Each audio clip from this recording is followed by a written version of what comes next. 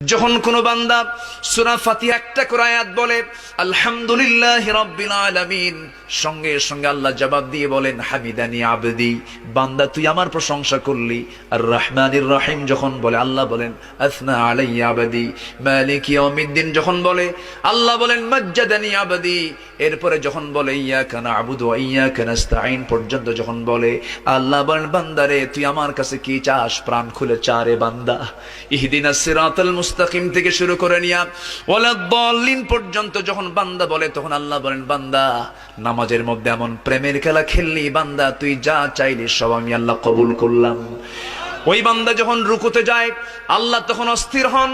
ওই বান্দা যখন সিজদায় যাওয়ার জন্য প্রস্তুতি নাই, সমস্ত ফেরেশতাকে ডাক দিয়ে বলেন ও ফেরেশতারা, এই বান্দাগুলো আমাকে দেখলো না, রাসূলকে দেখলো না, কোরআনকে দেখে হাদিসকে বিশ্বাস করে আমাকে খুশি করার জন্য তার সবচেয়ে সম্মানজনক জায়গা সিজদা আমাকে দেওয়ার জন্য, আমার তার মস্তক আমাকে দেওয়ার জন্য কিভাবে সঁপিয়ে দিচ্ছে।